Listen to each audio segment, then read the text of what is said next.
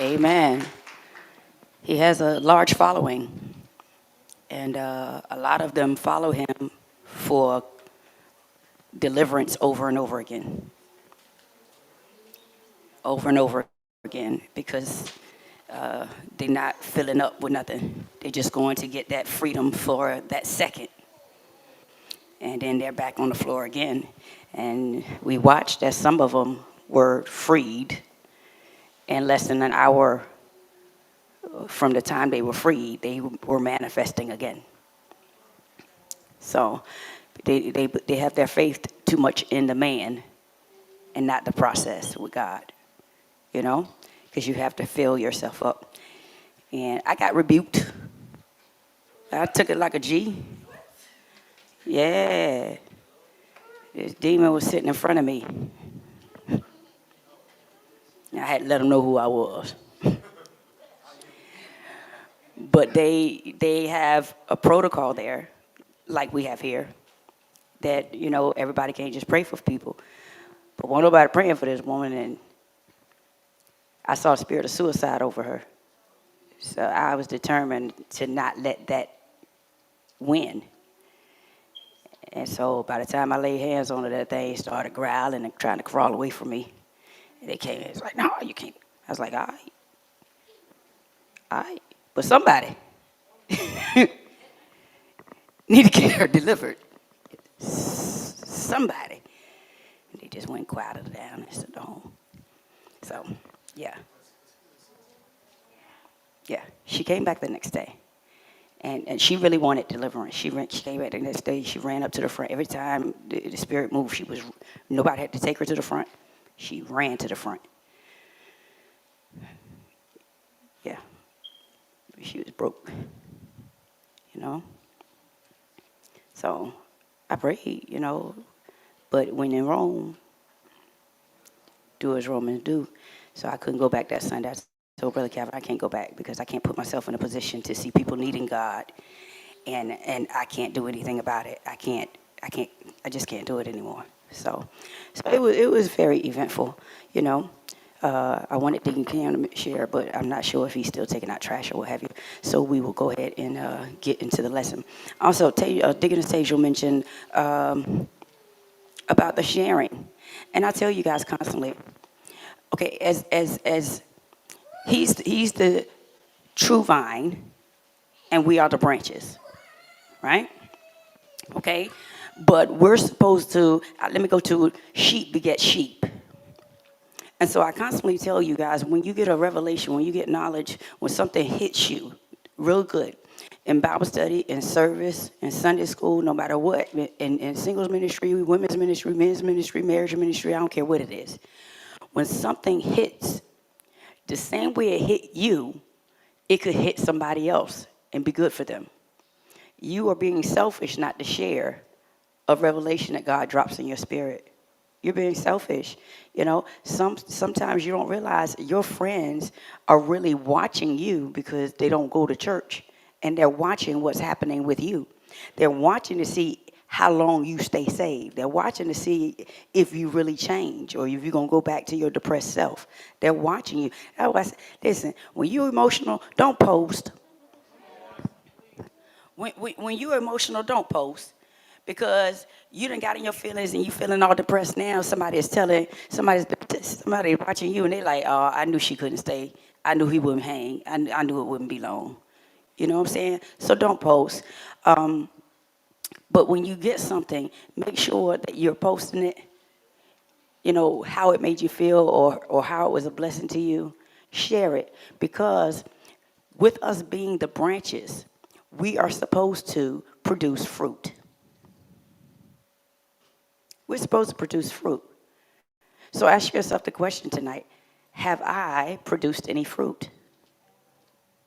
You understand? How many people have you brought into the kingdom?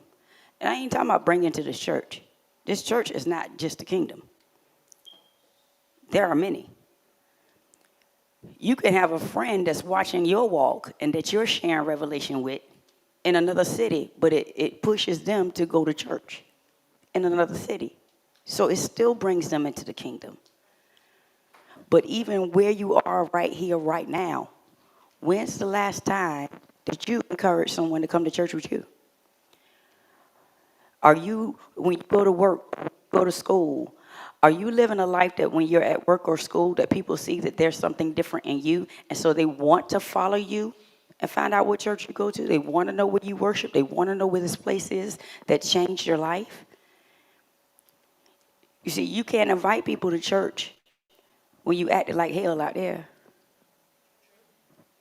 When people see the change in you, you'll start hearing the words, there's something different about you. I don't know what it is. I just feel like I can talk to you. I just feel like I could trust you. Eventually, they'll start saying, can you pray for me? Because they see something different in you. But you have to live that lifestyle where they see something different. If you coming in here jumping and shouting, but then going out there still acting like the devil, you are a misrepresentation of God. You are no longer an ambassador for Christ. You're a double agent. You're a double agent. Okay, Cam, you got anything real quick that you want to share that you learned this weekend?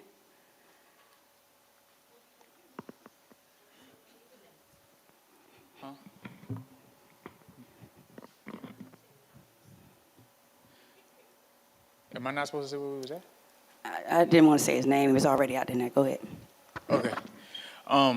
What I learned from that event was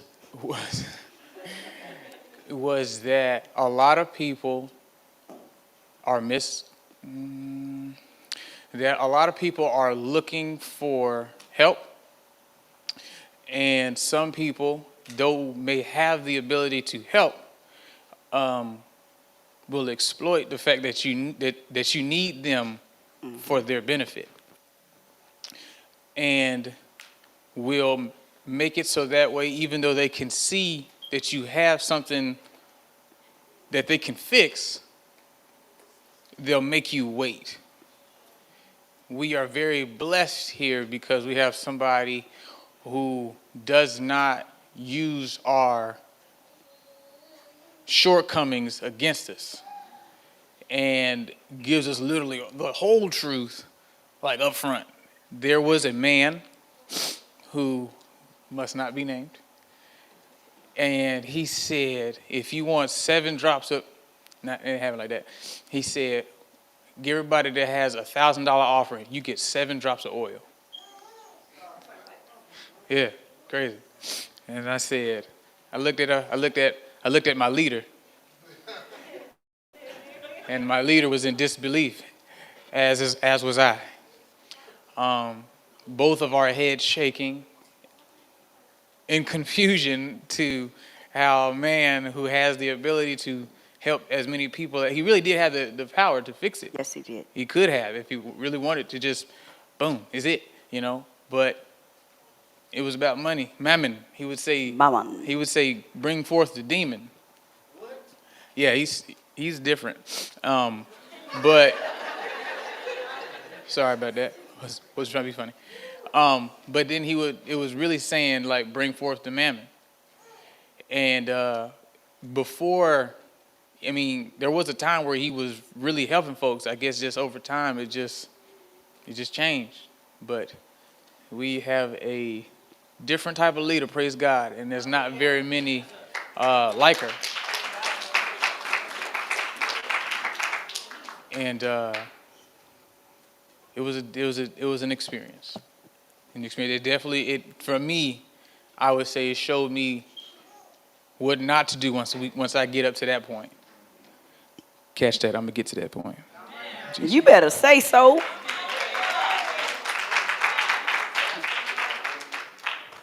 Amen. Say so. Huh? All right. Are y'all ready for me? All right. Let's go ahead to 43. All right. Push. All right. So we are talking about Beelzebub tonight, the spirit of gluttony, which is the fifth demon prince of hell. All right. Excessive desire, not for food and drink, but for the pleasure obtained by eating and drinking. So it's not just about the food, it's about pleasure. But we are to make sure that we take care of this temple that we live in. It's a temple on loan given to us by God. 1 Corinthians 3:16-17. Do you not know that you are God's temple and that God's spirit dwells in you? If anyone destroy God's temple, God will destroy him. For God's temple is holy and you are that temple. So we have to make sure that we can't just write off the fact that we're eating unhealthy, that we're not exercising, that we're being lazy, that we're just laying around. We can't write that stuff off because this is God's temple, not just our temple. That is our temple on loan. You just leasing, okay? All right. So we have to make sure that we are fasting because traditional fasting is great for combating gluttony.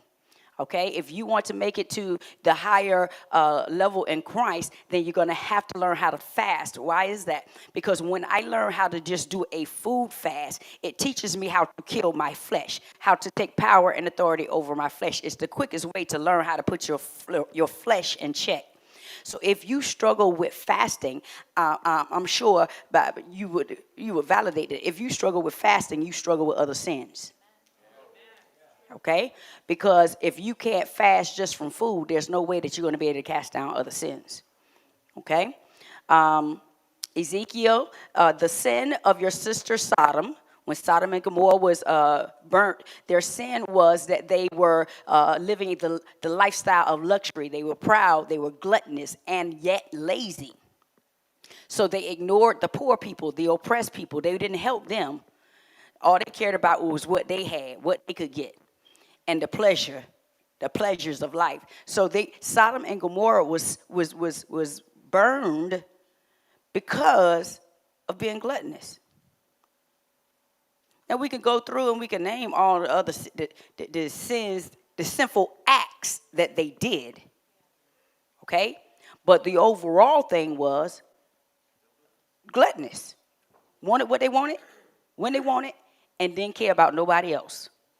So if that's the life that you live, that all that matters is what you want, and you don't care who else gets hurt, then you have to realize that you are living a gluttonous lifestyle. A gluttonous lifestyle. So we are talking about the 5 types of gluttony. Gluttony is an emotional escape, a sign that something is eating us. When you are overeating, something else is eating you. Okay? When you are overeating, something on the inside is eating you. You're trying to eat away your emotion. You are literally trying to eat away your emotions. Why? Because whatever is bothering you is bothering you. So now you have to replace that worry with the pleasure of eating. Okay? So as I'm going through this, think to yourself about which ones you can relate to the most. Here they are. Eating too soon, eating too expensively, eating too much, eating too eagerly, and eating too daintily. Which one of those do you fit in? You know? Okay, so we went over the first 2, so I'll quickly go through those before we hit the last 3. Eating too soon. This means snacking and eating outside of set meal times. Snacking and eating outside of set meal times. Our set meal times, it is healthy for us to eat 3 meals a day. Breakfast, lunch, and dinner. But you eat breakfast, snack, lunch, snack, dinner, snack, midnight snack. Right? I mean, how many times do you grab just a couple of cookies or a bag of chips? How many times are you not even hungry, but you see the chips and just grab some? Okay? Eating too soon. The biblical example is King Saul's son, Jonathan, eating honey in 1 Samuel, the 14th chapter. King Saul and his soldiers are going to battle. Saul makes an oath that no one will eat until sunset until they have won the war. We're going to fast until we win. The soldiers are walking through a forest and they pass a giant honeycomb over there. Jonathan eats the honey even though they were all going to get fed that evening. Jonathan shouldn't have touched the honey. Don't touch the honey, Jonathan. Don't touch the honey. Thank you, Jonathan. Snack time. To snack or not to snack? That is the question. In our culture today, eating too soon manifests in different ways. Many people mindlessly snack just to snack, even if they're not hungry. My mom used to say, "You just eating because you see it." And she was right. I didn't have a taste for it till I saw it. And then when you look at the food, all of a sudden the taste, you're reminded of the pleasure of the taste, therefore you want the food. You don't want the food because you're hungry. You want the food because you remember the pleasure of the food. There's a difference between being hungry and wanting pleasure. It's a pleasure thing. I don't need the barbecue. Right now, I'm thinking about them Wise honey barbecue chips. Now, I just ate a tangerine on the way here. And I just drank some coffee. So I'm really not hungry. But they would taste real good right now. You see what I'm saying? You're not, shut up. You're not hungry, but you remember how good it tastes. You're not hungry, so you're not eating to fulfill a need. You're eating to fulfill pleasure. Okay? A lot of times people are just bored and they go to the fridge impulsively, usually to eat unhealthy calories, things like chips, desserts, or candy. You ain't got nothing else to do, so you eat. And it gets us all. It gets us all. Today, Dick Cam was at the house. He helped me clean out the freezer. Man, I found some pot stickers in that freezer, man. I was like, ooh, one of my faves. I didn't know these were still in here. It was 3 bags of them, too. Whoo! Yeah. 3 bags. So I said, now go on in there and hook these up for me. How many you want? I said, how many in that bag?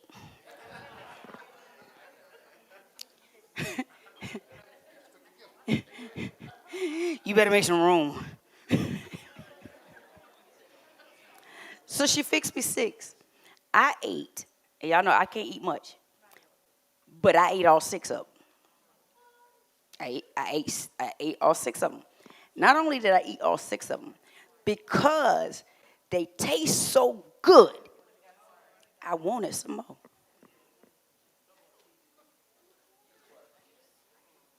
I didn't get it. I didn't get it. Because I know if see, here's the thing. When you indulge in too much pleasure, it then becomes pain.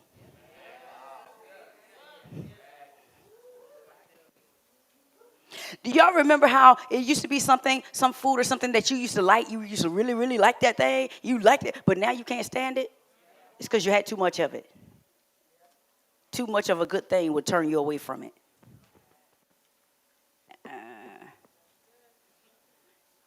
And you don't realize how subtle the enemy comes. Now, I didn't eat it, right?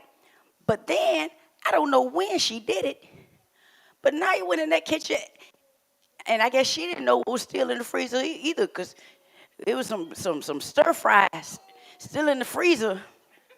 And we used to always cook that stir fry. I guess we forgot it was in there.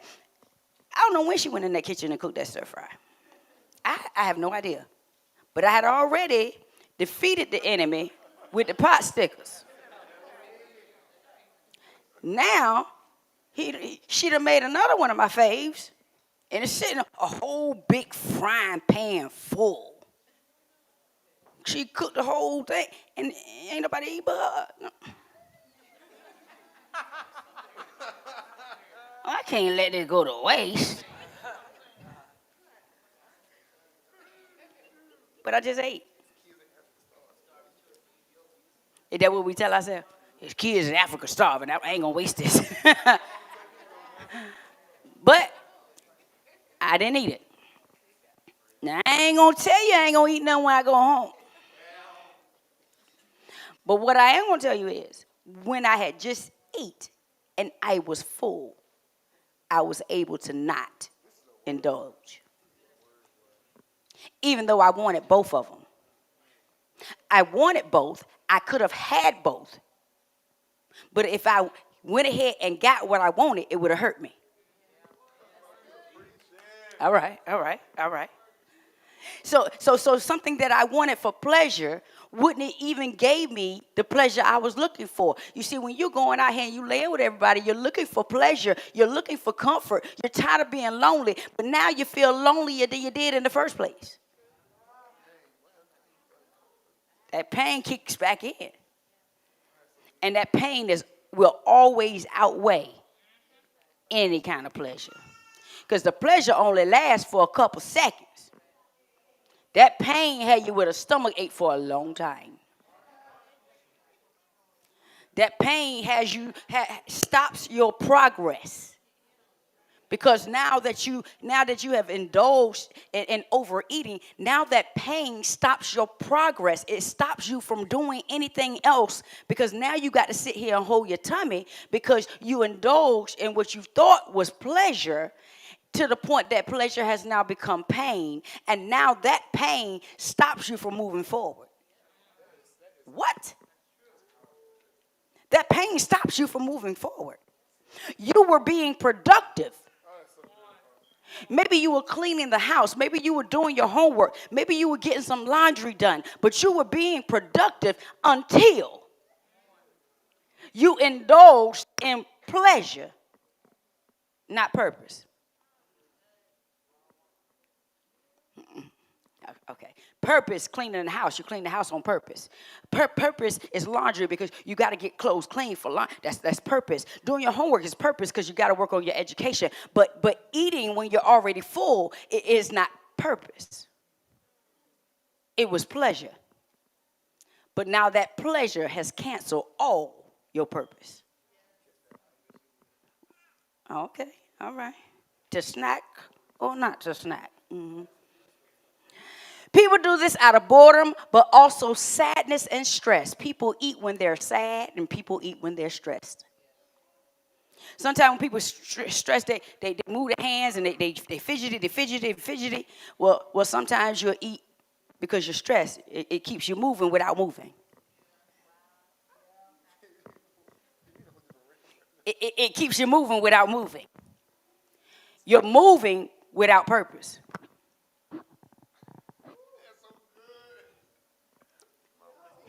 Okay, all right.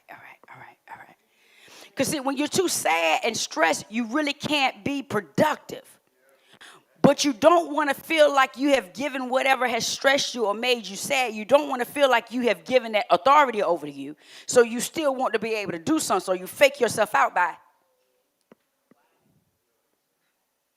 Okay. Because eating makes the body work. But it's a fake work. It's not a fake work. Let me correct that. It's an overwork. Because you were already full. And now your digestive system has to overwork because it just finished working. You didn't let it rest before you made it go back. Yes, ma'am.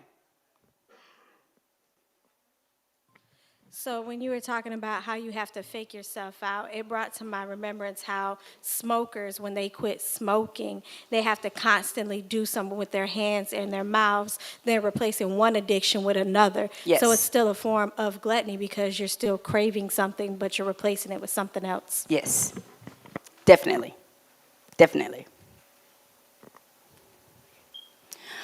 Unnaturally salty, fatty, or sugary food is a dopamine hit. For a lot of people, eating can literally be a way to find happiness, comfort, and relief. So I can't feel good about my life right now, but I can feel, but this food can taste good. My life don't feel good to me right now, but this food feel good to going down. Why? Because food becomes a drug. It becomes a drug. And some people literally eat themselves to death.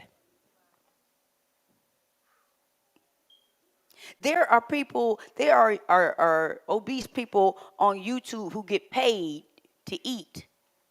And people are literally paying them to eat on camera. And so this preacher went against one of them because she said, you are paying this man to kill himself live.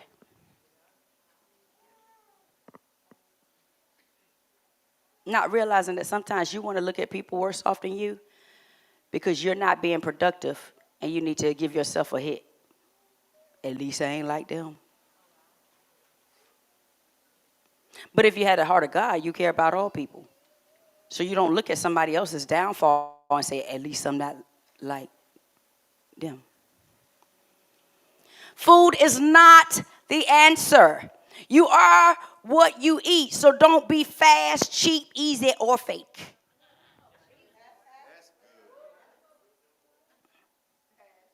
Selah. You are what you eat. So don't be fast, cheap, easy, or fake.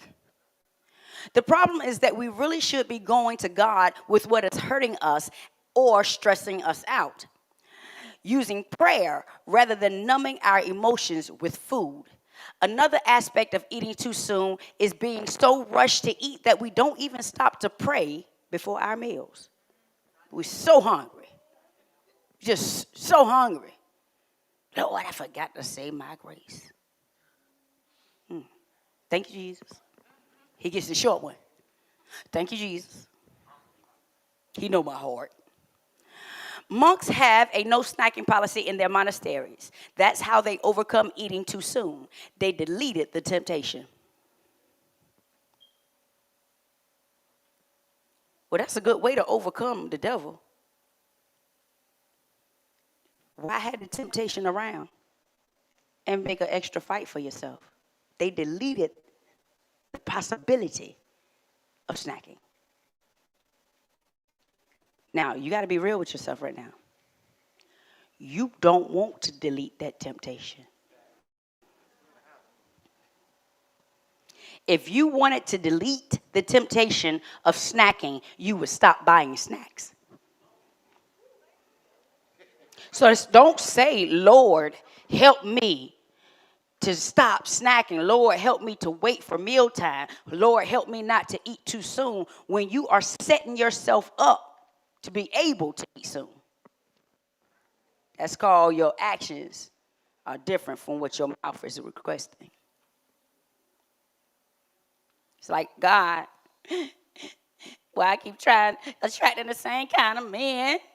Because you keep going to the same kind of club. Yeah. Birds of a feather flock together. Listen, if you go fishing and you keep throwing your line in the same spot, you're going to get the same kind of fish.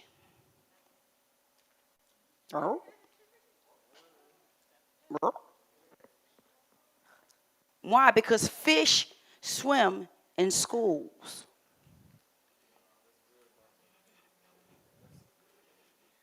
We always say birds of a feather flock together. Fins of a feather. Fins of a fish swim together. Okay. All right.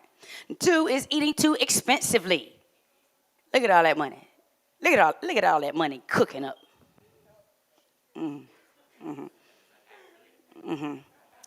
Are you eating too expensively or seeking delicacies or extravagant food? The Bible example are the Israelites. God freed them from slavery and all the epic plagues, then parted the Red Sea. They traveled through the desert on their way to the promised land. God does a miracle where bread falls from the sky every morning and it meets all of their nutritional needs. Yet they complained and grumbled because they felt the food wasn't good enough. Even said they'd rather be back in slavery than to have to eat this food. Numbers 11, 4 through 6. The misfits among the people. The what? The misfits. Not the Israelite, but the misfits that they let join along with them. Had a craving, and soon they had the people of Israel whining. Why can't we have meat? We ate fish in Egypt and got it free. They said nothing of the cucumbers and melons, the leeks and onions and garlic. But nothing tastes good out here. All we get is manna, manna, manna. Oh, this manna. There are multiple words for gluttonous, and different translations give different. We have crave, we have strong craving, fell a lusting, greedy desires, lusted exceedingly. Lusted. These are all the different versions of the Bible on the same scripture. Burned with desire, fell a lusting, and lusted greatly. So gluttonous has everything to do with lust. Yeah. Yes. Because lust has everything to do with your pleasure. Yeah.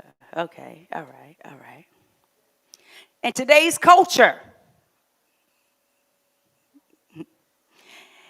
in today's world, eating too expensively or extravagantly can involve things like going out to eat a lot, even excessively getting Uber Eats, Postmates, and DoorDash, going to expensive restaurants, or getting $5 Starbucks drinks. I think they cost more than that now. I don't drink them. Y'all see my little Starbucks chart over there? A cappuccino costs Starbucks $1 to make. And over $10 when you go there and sit to get it. Even going out to fast food a lot. This could be considered gluttony because of all the money that adds up. Basically, it comes down to choosing to cook most of your meals at home. Cook most of your meals at home. Listen. I know some of y'all think you don't know how to cook. And you might not. But it's time to learn. It's time to learn. My very first house, I wanted to cook a Thanksgiving meal. I had never really cooked a meal, much less a Thanksgiving meal. But it was my first year in my first house, and I was going to cook a Thanksgiving meal. My parents were in Carolina. I'm going to eat some I'm going to eat some turkeys. Let me tell y'all, Google wasn't back then, isn't like Google is now. You know, YouTube back then won't like it is now. I had to go and actually read recipes. And I cooked an entire Thanksgiving meal, including cooking my daddy a sugar-free apple pie from scratch by reading. Leaders read. You stop reading, you stop leading. We can do this. Ways that you're wasting money without even realizing it.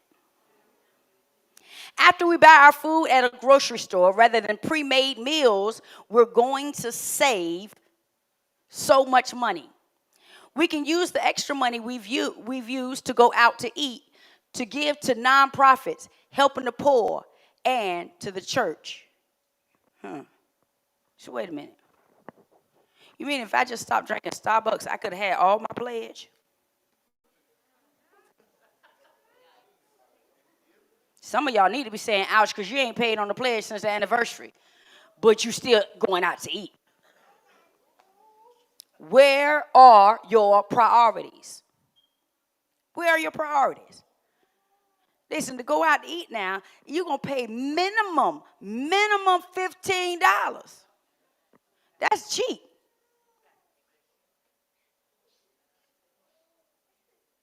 Going to the movies now costs what? Good Lord of mercy.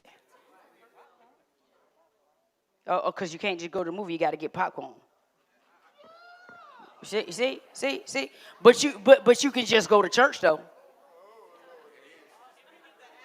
You can't just go to the movie. You got to get popcorn, but they can just go to church.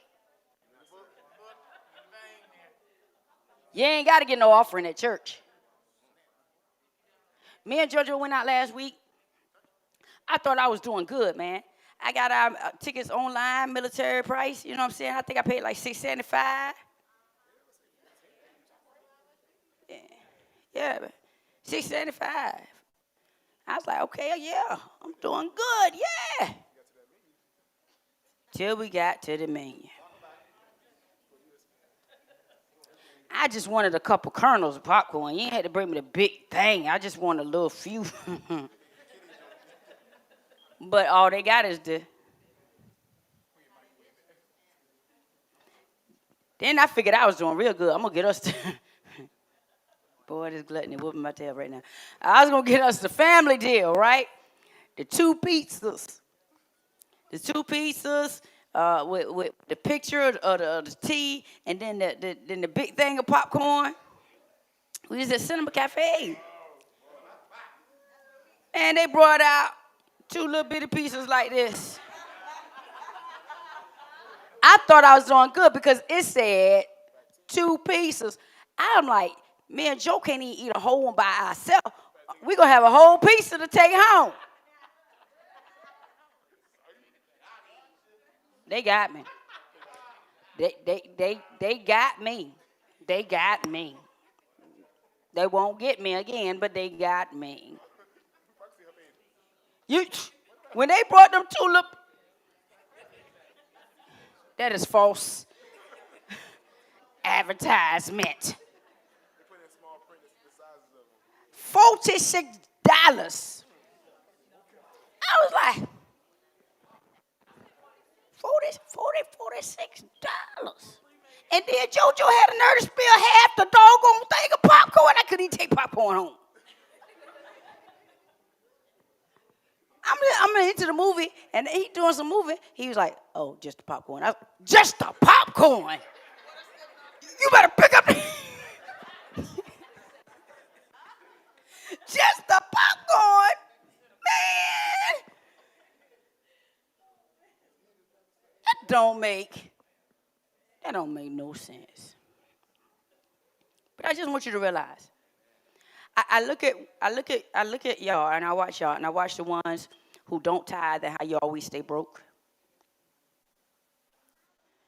Listen, anybody that don't tithe can't ask me for $5 because I'm not giving my money to the cursed. You understand me? Because you're cursing yourself. You're cursing yourself. You can't get $5. You understand me? But then I watch you who struggle with money, but every time they say, anybody want to go to a movie? What that? We're going out to eat. Where we going? But you always broke. Yeah. Don't stop answering on the page now. Don't do it. Don't do it. All I'm saying is this. Never pay a restaurant more than you pay yourself. Y'all been doing that. You've been paying restaurants more than you pay yourself. You've been paying restaurants more than you ever give God. Restaurants not going to give you nothing but a temporary feel. You'll be hungry again before you get home. But God, you say you ain't got no money to get to him. When he give you the water that never make you thirst again. Interesting. I've heard some people say they don't know how to cook. So I think the first step in combating gluttony is learning how to cook so we can all save money. If you're serious about saving this money, you'll learn how to cook. Listen, I don't know how to cook small. Every time I cook, because all them kids I got, every time I cook big. The problem with it is my kids done got bougie and they act like they don't want to eat leftovers.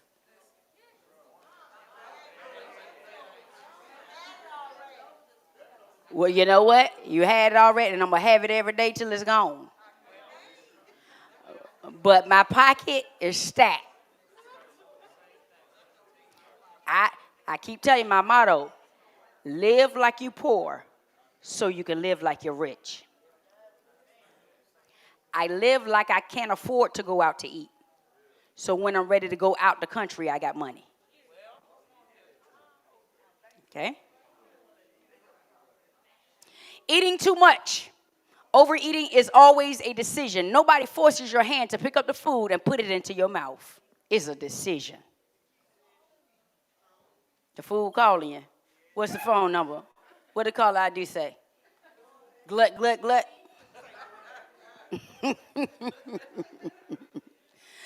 So this is straightforward. Eating too many calories, but it also means eating too much unhealthy food and not having a balanced diet.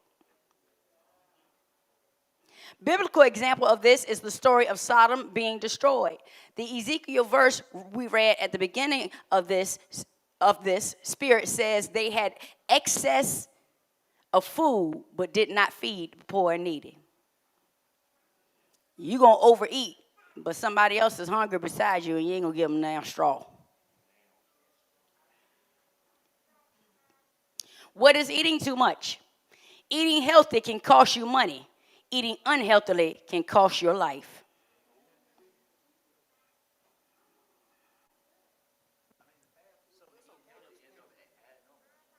Huh? Yeah. Because, I mean, you have to understand different foods take longer time to process through the digestive system. Beef being one of the toughest ones. Beef stays in your stomach longer than any other meat. And if your system is staying packed down, then you end up having extra weight. Because when something stays, we talked about bowel movements. If you don't have a natural bowel movement at least every day, all that stuff sits in your body. When it's supposed to go out, it's sitting there, and now all the fat gets absorbed from something that's supposed to be already pushed out. So, earlier this week, I had I was using the bathroom in the morning, and I wanted to call you so bad and be like, I'm good. Right, anyway, that's not You why I better came. not call me and tell me you Because I was thinking about, what you taught us last week about, you said, you're not healthy. Your body ain't right. Mm-hmm. But I was like, I've been doing log this week. So good to go. But I was thinking, so, the narrative that the food that's not right for us costs less than the food that is right for us. Right. So do you think it's true? Because I've heard the theory that how society is this way, so that way we can't progress, and then we have to rely on these major industries of medicine. And so it's like they're trying to, do you believe it's true that they're trying to force our hand to kill ourselves with bad eating, so that way we can't live and flourish the right way with eating right, natural, and organic food? No. Praise God. I'm going to say that because it's not really true that eating healthily costs more. It's not really true. It's something that us gluttonous people like to say so we don't have to eat healthy. Whatever you like to buy, you learn the best way to shop for that thing. So, yes, you know how to buy unhealthy food fast. Yes, you know how to buy unhealthy food fast. Why? Because you've been buying it. You know where it's cheaper at. You know how to get it cheaper. If you start eating healthy, you're going to learn where to get the healthy food cheaper at. We don't want to learn it. We don't want to learn it. We want to sit back and continue to say it costs too much to eat right. But let me tell you something. Brother Charles cooked me a big thing of cabbage. Cabbage don't cost nothing. Don't cost nothing. I was able to eat off that cabbage for a whole about 4-5 days. 4-5 days. You understand? So I mean,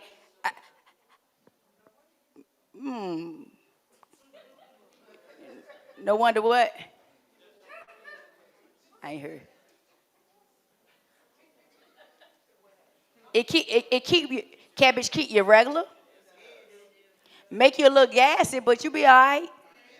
Especially you single. Ain't nobody in the room with you. You understand what I'm saying? You're married, get your matches. You know what I'm saying? You strike a match, it'll take the smell right on out. You know? Yeah, no, we can't be passing gas together. It's just somebody, one of the kids coming in the room and just get knocked out, and it ain't no glory. No, you better strike a match. Strike a match. Get rid of that. Get rid of that. So no, when you want to buy something, you study and learn the best way to buy it. If you're smart. If you just dumb, you just go buy whatever you want. You don't shop.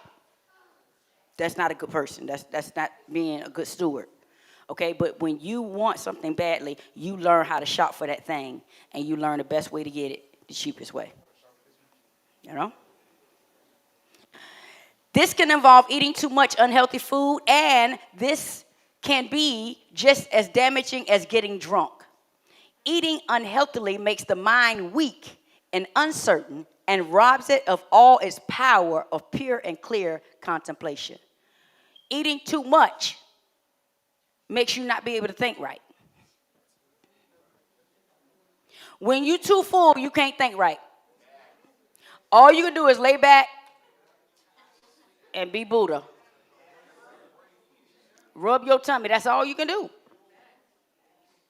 Eating too much, overeating fogs your brain. I know you ain't never thought about it like that, but that's what I'm here for. Overeating makes you just want to shut down. It stops your productivity. Okay? Eating too much meat is part of eating too much. Ouch. A meal ain't a meal without meat. Help me, God. Sometimes I just want a plate of meat. No.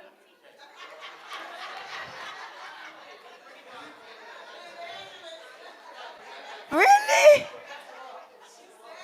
Really? Y'all need Jesus.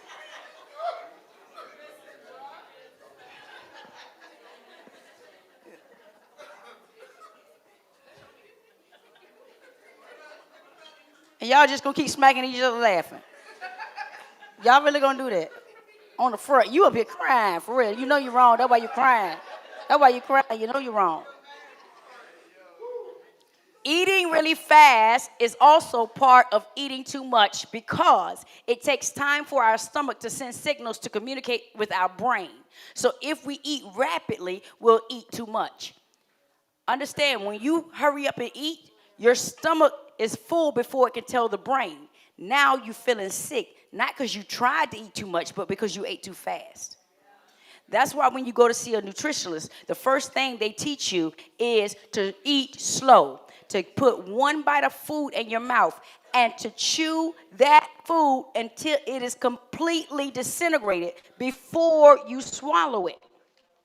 They also teach you that when you pick up the fork, you put that in your mouth and you put the fork down.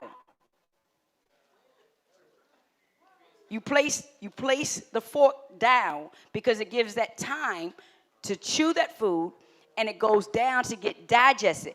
If you keep the fork in your hand, you're going to keep shoveling. You'll keep shoveling.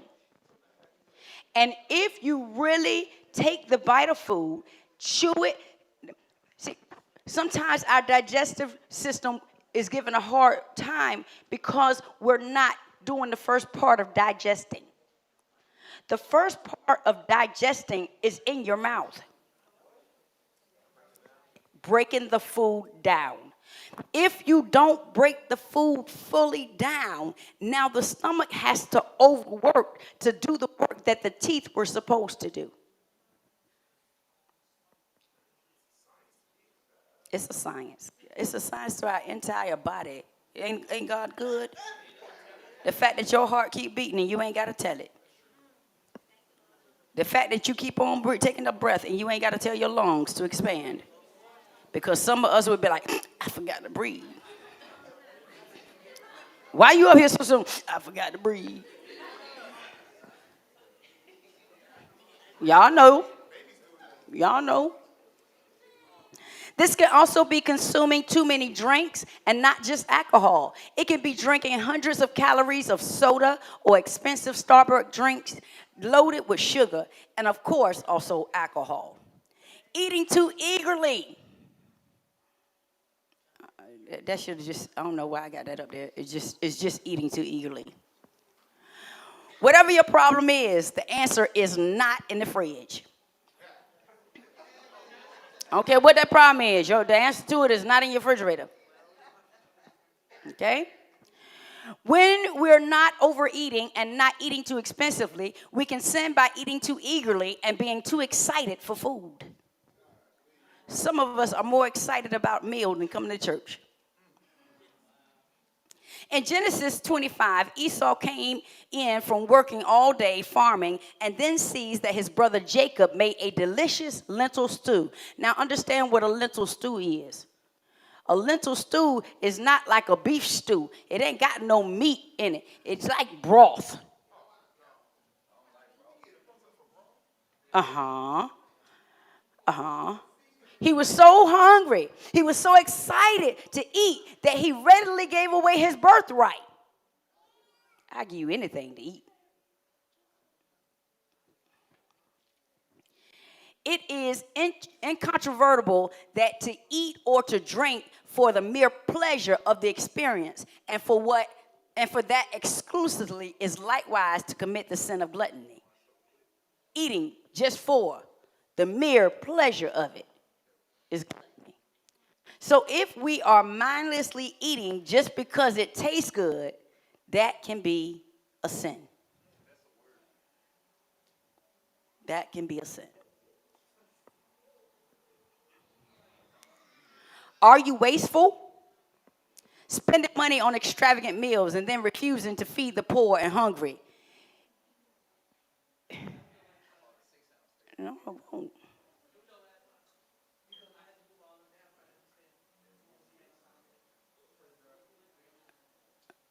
Okay.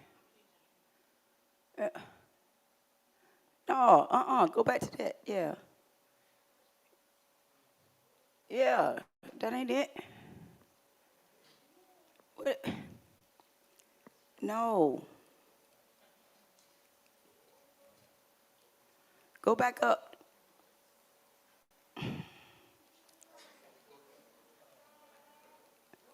Go back up where the church. I just saw it. The church feeds the.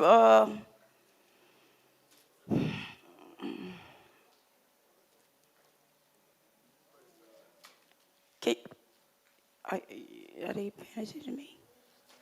She going back up?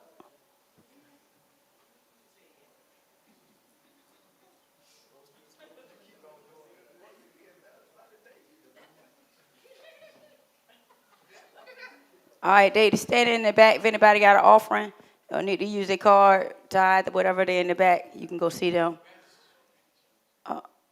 The slide that was just up there.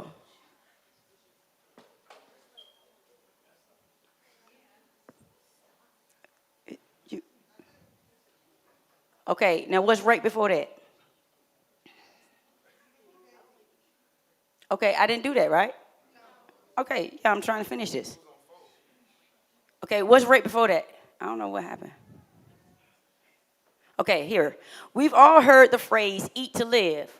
And on social media, lots of people make food posts. Hashtag food porn. All of that having such a huge enjoyment for food can lead to gluttony. Primarily, we should eat to fuel our bodies so that we can be a better servant to God. Eating too daintily. This means being really picky about how our food is prepared and what it tastes like. The greatest biblical example of this is in 1 Samuel, the 2nd chapter. Eli, the high priest, had 2 sons who were gluttons in this way. They are described as scoundrels, and it says the sin of the young men was very great in the sight of God. You see, the church provides for clergy and family.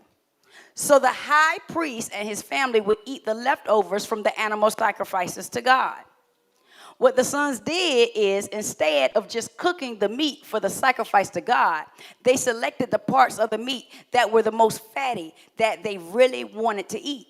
They took them out first rather than just eating the leftovers of what was sacrificed to God.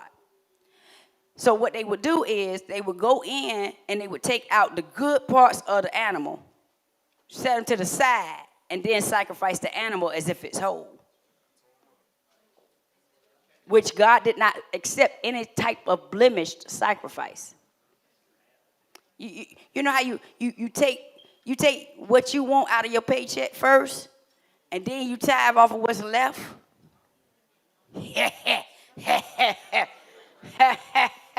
Or you just say, well, I ain't got it like that. I'm going to tithe this $20. They better be happy with that. I ain't got to be happy with that. You ain't giving it to me. But it is a blemished sacrifice. God doesn't accept blemished sacrifices. You can't manipulate him. You could try to manipulate yourself and say why you justified, but you still ain't justified. Just get that straight, you know. So, a modern example of this, we can think of people as at restaurants who order food and then complain to the waiter because it wasn't perfectly prepared for them. I should have put after they done ate half of it.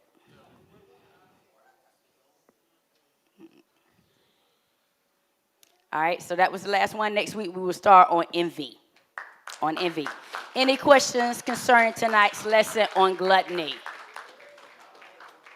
Okay.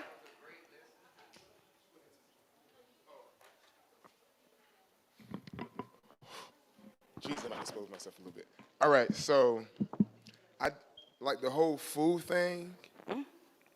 That's not, but this feels so vulnerable. But like pleasure, right? That's like a big thing, right? And so how do you? After all, every sin that we do, we do it out of trying to receive pleasure. True.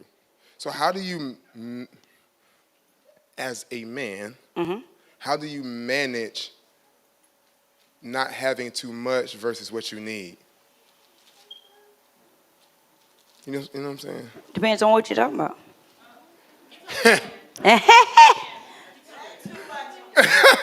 Marital activities. Okay. How do you make sure that you're not going over into that indulging spot and you're just taking what you need? Because if you're being gluttonous about it, it's going to offend your partner. It's going to offend your partner. The best thing to do there is to be able to have open communication. For those who are married, you need to go and talk about what each other's sexual needs are. For those who are going to get married, you still have to have that premarital counseling where you're able to talk about what is your expectation sexually. That way you're not waiting till you get married and then you're not matching. You understand? At least you both have to have the same vision. You know? Now, if you say you want it, let's say you want it 15 times a month. And let's say Every other day. let's say she only want five a month. Right.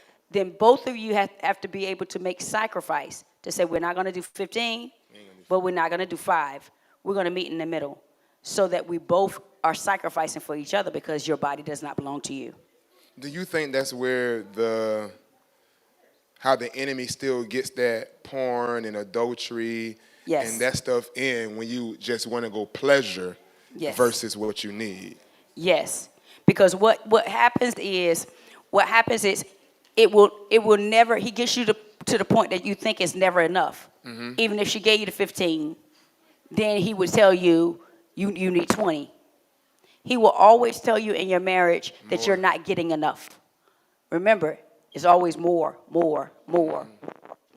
So regardless of being pleasured, some men would be happy with 5 times a month. They'd be like, shoot, we got a healthy sex life. 5 times a month, we're good. you know? But he will make the man who's not secure in his marriage say, all we do is 5-1. And the one who's looking at it from a different perspective, you know, hey, once a week is good for me. It's according to how you look at it. He's going to always make you look at it as not enough. It's not enough. You're not enough. She not enough. He not enough. Not enough. The land of not enough. So yes, you got to make sure, but you also got to make sure you know your body. Yes. And when you're actually vulnerable with each other to really sit down and explain the body. Mm-hmm. Okay, after 5 days, baby, this is what my body starts to do. You understand what I'm saying? Mm-hmm. A woman who loves a man will be more compassionate to try to assist that man when he's telling her, babe, after it's been 7 days, my body starts doing this right here. You understand? Mm-hmm. But most men are so prideful. I ain't gonna tell them she just need to do. No. Communication is everything in a relationship. Thank you. You're welcome. Marriage be hard, boy. Y'all gotta talk way too much in marriage. Jesus. Y'all gotta talk about everything. Y'all get, one day we had sex, 2 days we up to 15, bro. You at your limit. No, just okay. Go over there and sit down somewhere. So what? I'm not understanding. What exactly is a picky eater? You.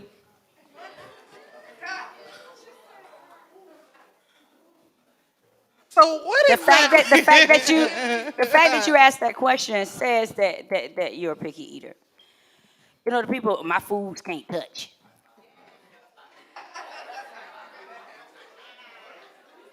I can't eat cold food.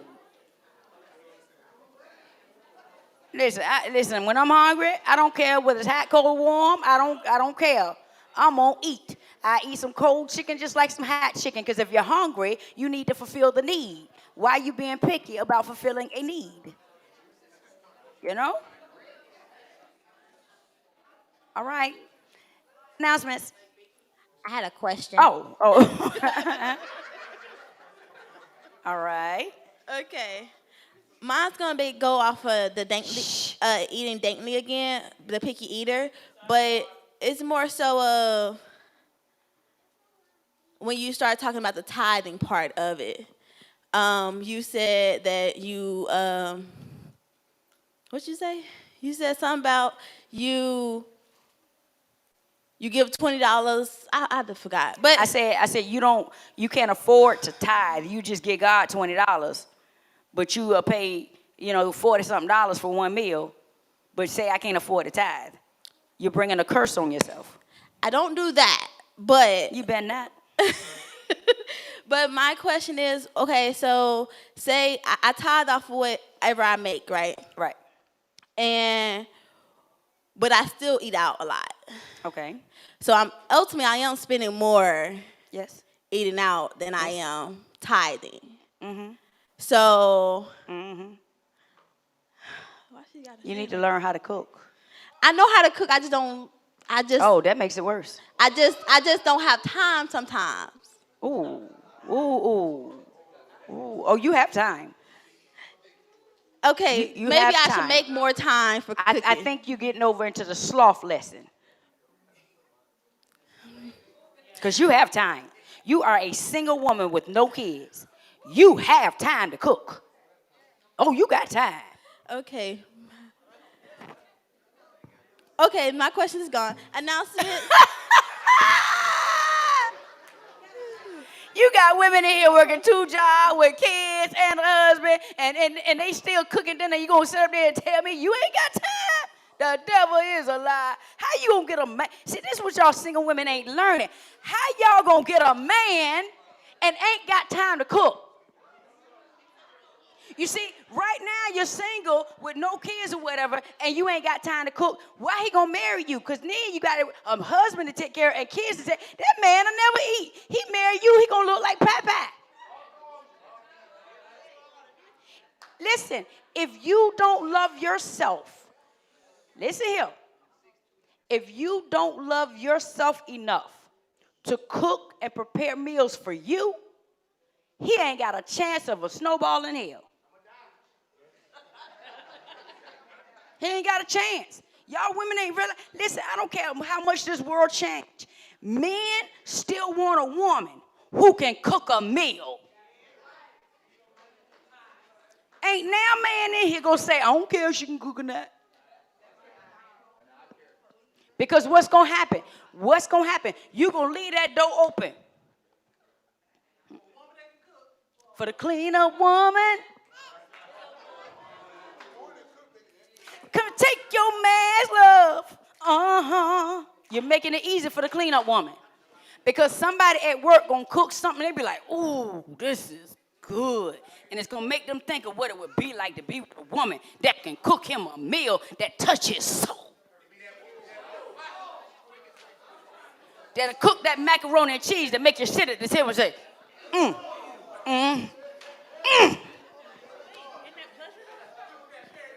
I mean, Londa had me thinking, boy, if I had a mate that could cook like that. Come on. Yes, ma'am. Okay, you were saying that we're supposed to have 3 meals a day, but I have a nutritionist. Once I get to, because they say like, because I don't eat right, but once I eat the 3 meals a day, I won't have to have like how they was telling me to have like some grapes in the sandwich and then later on. They tell you to do that stuff so that you're at least getting something in. Yeah. But if you were eating like you're supposed to, you wouldn't need that. Okay. They tell you to get the grapes and stuff like that so you don't get chips and candy. Well, they said my body will shut down because it doesn't know when it's going to get that Because you kept starving yourself. You have to understand, listen, when you starve yourself, your body starts pulling everything it can from that last meal because it don't know when it's going to eat again. That's why it's very healthy to eat at the same times every day. Because your body gets trained. I don't have to pull all this fat because I'm going to eat again. Okay. But when you eat sporadically, your body will pull all the fat from something because it say, I don't know when I'm going to eat again.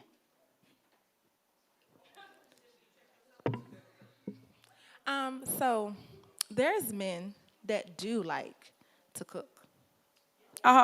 Okay, so I don't, but it don't matter if he likes to cook. He still wants a woman who can cook.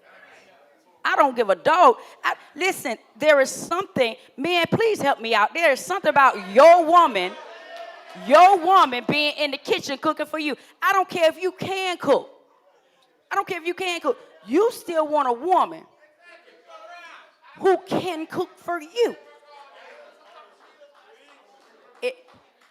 Pastor Omar just said it's ownership because the kitchen is supposed to be yours. How he in there cooking and you don't know what's going on in your kitchen? I don't give a dog if he is a chef. If he's a chef at work, he come home and you supposed to be the chef. It killed me. Listen, y'all stay at home women and that man come home and he ain't got a stitch of food to eat. Something wrong with y'all.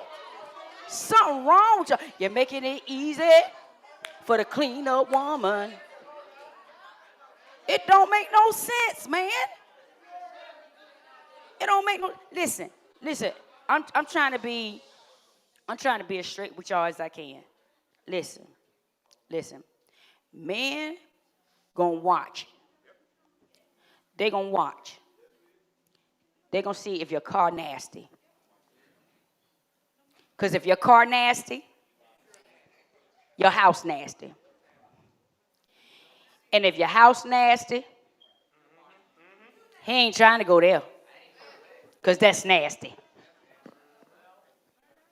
If you don't take care of what's outside of you, you ain't taking care of the inside. So it's nasty. They can smell you before you come. Whether it's your breath or your butt. They smell you before you come. When they, listen. Y'all think, you see, ladies, y'all think men stupid. Men play stupid, but they not stupid. When they hug you, boo-boo, they smelling that hair. It ain't about the perfume that you put on.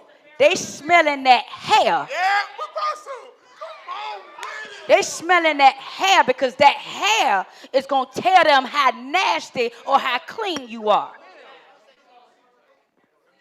Don't give them all the secrets. And well, maybe they'll clean up. Because let me tell you something. Sometimes when I got to pray for folk, and God have a nerve to tell me to hold them.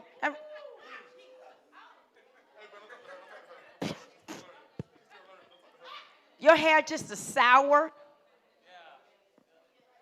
Because if you don't change your bed sheets and clean your bed sheets like they're supposed to be, or you sleeping on the couch all the time, now your natural smell done got into your furniture. Stop sleeping on your furniture. Don't sleep on your furniture. And don't let nobody else sleep on your furniture because their body odor gets in your furniture and your furniture wears out faster. The furniture ain't to sleep on. Jesus Christ. Get your tail in the bed. But make sure you wash them sheets once a week. If you don't wash your sheets once a week, your body odor fumigates the whole doggone bed. And then it's all your head. Listen, I don't care what you spray on you. When they hug you, they're going to smell the sour in your hair. The mildew. They be wondering when the last time she washed her hair. And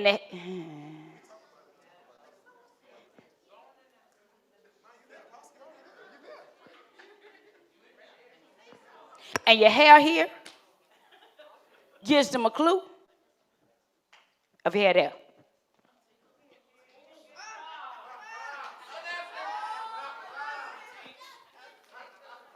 Because if this is all wild and bushy,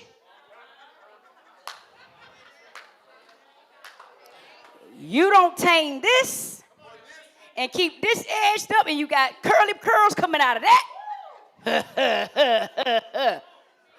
No one enter beyond this point. Because it's nasty. It's toxic. All right, I'm going to get out of there. Before I get in trouble. I'm finished. AFC announcements. Pound list is out. Please see myself for more information and sign up. AFC Annual Women's Hat Day will be held this Sunday, April 2nd. There is a $25 due to participate. Our goal is to raise $1,200 for the 2024 Women's Conference. Get your best first Sunday attire and model walk for Jesus ready because it could be you who win the prize.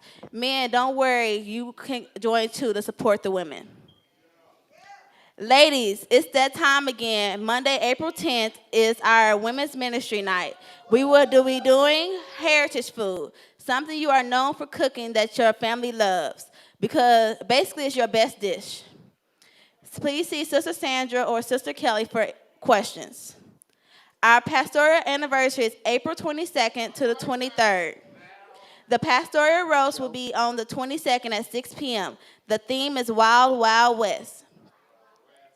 Tickets will be $20 for adults and $10 for kids ages 5 through 11.